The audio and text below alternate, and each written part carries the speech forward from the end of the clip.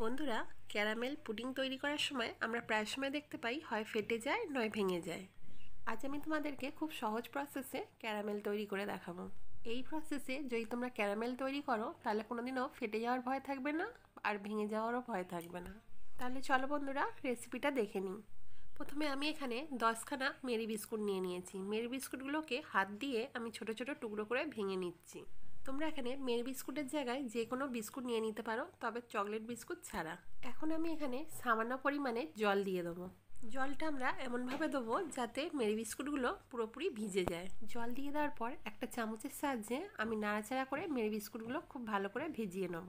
তো দেখো বন্ধুরা, নাড়াচাড়া করতে করতে মেরি বিস্কুটগুলো আমার পুরোপুরি ভিজে গেছে। এখন আমি এখানে হাফ টেবিল চামচ ভ্যানিলা এসেন্স অ্যাড করব।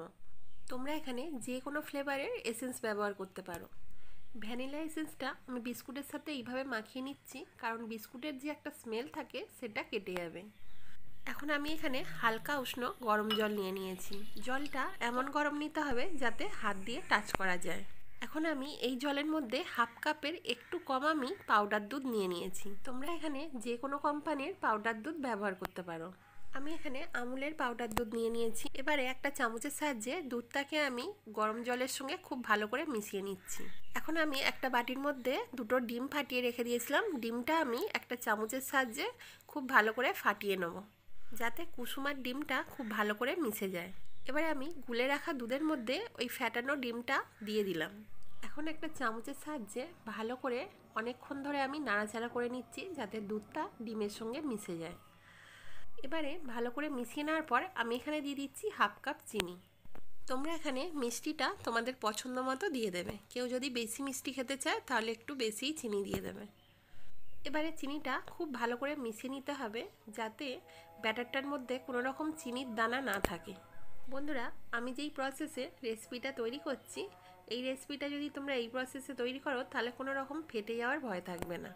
চিনিটা খুব ভালো করে গুলে যাওয়ার পর আমি ব্যাটারটা ভিজিয়ে রাখা বিস্কুটের মধ্যে ঢেলে দিচ্ছি। বন্ধুরা, একটা কথা আমি এখানে বলে দিই, আমি কিন্তু বিস্কুটগুলোকে মিক্সারে ব্লেন্ড করে নিতে পারতাম। আমি এখানে মিক্সার ছাড়া দেখাচ্ছি, কারণ যাদের বাড়িতে মিক্সার নেই তারাও কিন্তু এই রেসিপিটা খুব ইজিভাবে তৈরি করে নিতে পারবে। এখন আমি এখানে একটা চামচের সাহায্যে সবগুলো ভালো করে মিশিয়ে নিচ্ছি।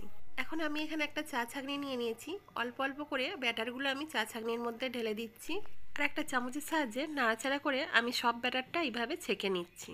এখন আমি এখানে ক্যারামেলটা তৈরি করে নেব। তার জন্য একটা গ্যাসের মধ্যে প্যান বসিয়ে দিয়েছি। তার মধ্যে আমি হাফ কাপ চিনি দিয়ে দিলাম। 2 টেবিল চামচ আমি এখানে জল দিয়ে দিলাম। দিয়ে একটা স্প্যাচুলারের সাহায্যে খুব ভালো করে আমি নাড়াচাড়া করছি। ক্যারামেলটা যতক্ষণ না তৈরি হচ্ছে একটা স্প্যাচুলারের সাহায্যে কিন্তু এইভাবে কন্টিনিউ নাড়াচাড়া করে যেতে হবে। দেখো বন্ধুরা, নাড়াচাড়া করতে করতে যখন দেখবো এরকম কালার চলে এসছে, তখন আমি এইটাকে এবার নামিয়ে নেবো। এবারে যে বাটির মধ্যে আমি পুডিংটা তৈরি করব, সেই বাটির মধ্যে আমি ক্যারামেলটা ঢেলে দেবো। এটা কিন্তু অবশ্যই গরম অবস্থাতে ঢেলে নিতে হবে। এবারে বাটিটাকে আস্তে আস্তে ঘুরিয়ে ঘুরিয়ে আমি ক্যারামেলটা ছড়িয়ে দেবো। অন্যদিকে আবারও আমি একটা কড়া বসিয়ে দিয়েছি। কড়ার মধ্যে আমি হাফ মগ জল দিয়ে দিলাম। জল দিয়ে দেওয়ার পর এর উপরে আমি একটা স্ট্যান্ড বসিয়ে দিলাম। এবারে ওই বাটির মধ্যেই আমি এই ব্যাটারটা আস্তে করে ঢেলে দিচ্ছি।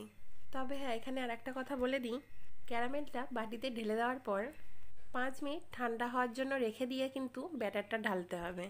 এবারে আমি আস্তে করে কড়ার মধ্যে বাটিটা বসিয়ে দিচ্ছি। এবারে আমি একটা ঢাকনা দিয়ে বাটিটা ঢেকে দেবো। বাটিটা ঢেকে নিয়ে আবারও আমি এখানে কড়ার চাপা দিয়ে দেবো। এতে যাতে কোনো রকম হাওয়া না বেরিয়ে যায়, তার জন্য একটা ছোট কাগজের টুকরো নিয়ে আমি এই ফুটোটাকে বন্ধ করে দিচ্ছি। 30 মিনিট পর আমি এই ঢাকাটা খুলে একবার চেক করে নেবো যে এটা আমার রেডি হয়ে গেছে কি। আমি একটা ছাঁচির সাহায্যে আস্তে করে খুলে দেখে নিচ্ছি এটা রেডি হয়ে গেছে কি। একটা কাঠির সাহায্যে আমি এটা চেক করে নিচ্ছি যে এটা আমার পুরোপুরি রেডি হয়ে গেছে কি। তো দেখো বন্ধুরা, কাঠিতে কোনো রকম লেগে যাচ্ছে না, তার মানে এটা পুরোপুরি রেডি হয়ে গেছে। বাটিটা কড়া থেকে নামিয়ে নেওয়ার পর আমি 15 মিনিটের মতন এটা রেখে দেবো ঠান্ডা হওয়ার জন্য। 15 মিনিট পর হাত দিয়ে একটু চেক করে নিচ্ছি এটা পুরোপুরি ঠান্ডা হয়ে গেছে কি। এবার একটা ছুরির সাহায্যে আমি বাটির ধারগুলোকে এইভাবে কেটে নিচ্ছি, যাতে এটা বার করার সময় কোনো রকম অসুবিধা না হয়। খুব ইজিভাবে যেন এটা প্লেটে বেরিয়ে আসে, তার জন্যই কিন্তু ধারগুলোকে এইভাবে কেটে নিতে হচ্ছে। এখন আমি যেই প্লেটের মধ্যে এটা বার করব সেই প্লেটটা আমি বাটির মধ্যে দিয়ে এইভাবে বাটিটাকে উল্টে নিতে হবে। বাটিটা কিন্তু ডাইরেক্ট উল্টানো যাবে না, তাহলে কিন্তু এটা ভেঙে যাওয়ার ভয় থাকবে। এবারে হাত দিয়ে হালকাভাবে এইভাবে ট্যাপ করে বাটিটা আমি আস্তে করে তুলে নেব। তো দেখতেই পাচ্ছ বন্ধুরা কতটা ইজিভাবে এটা বেরিয়ে এলো। এবারে কিন্তু এটা সার্ভ করার জন্য পুরোপুরি রেডি হয়ে গেছে। তো দেখতেই পাচ্ছ একটা ছুরির সাহায্যে আমি কেটে সার্ভ করে নিচ্ছি। তো বন্ধুরা এই রেসিপিটা তৈরি করার জন্য আমি কিন্তু এখানে কোনো রকম মিক্সার বা মাইক্রো ওভেন ব্যবহার করিনি। মাইক্রো ওভেন বা মিক্সার ছাড়াও কিন্তু তোমরা যখন তখন বাড়িতে বানিয়ে নিতে পারবে। তো তোমাদের কাছে আমি রিকোয়েস্ট করছি একবার হলেও বাড়িতে এটা ট্রাই করো। এটা কিন্তু দেখতে যতটা সুন্দর হয় খেতেও কিন্তু অসাধারণ হয়। তো আমি তোমাদেরকে একটা চামচের সাহায্যে কেটে দেখাচ্ছি কতটা পারফেক্ট তৈরি হয়েছে। তো দেখতেই পাচ্ছ বন্ধুরা এটা কতটা সুন্দর আর পারফেক্ট তৈরি হয়েছে। তো আজকের এই রেসিপিটা তোমাদের কেমন লাগলো অবশ্যই কিন্তু আমাকে কমেন্টে বলো। যারা যারা আমার চ্যানেলটা সাবস্ক্রাইব করে আমাকে সাপোর্ট করছো, আমার পাশে আছো, তাদেরকে অনেক অনেক ধন্যবাদ। আর যারা যারা এখনও আমার চ্যানেলটা সাবস্ক্রাইব করোনি তাদেরকে সাবস্ক্রাইব করার রিকোয়েস্ট রইল। আর আমার এই রেসিপিটা তোমাদের যদি ভালো লেগে থাকে তাহলে লাইক আর শেয়ার করে দিও। আর পাশে থাকা বেল আইকনটা ক্লিক করে অল নোটিফিকেশান অন করে দিও, যাতে আমার এই নিত্য নতুন রেসিপিগুলো সবার আগে তোমাদের কাছে এসে পৌঁছায়। তো আজকের মতন এই পর্যন্তই, দেখা হচ্ছে আবার পরের রেসিপিতে। সবাই সুস্থ থেকো, ভালো থেকো।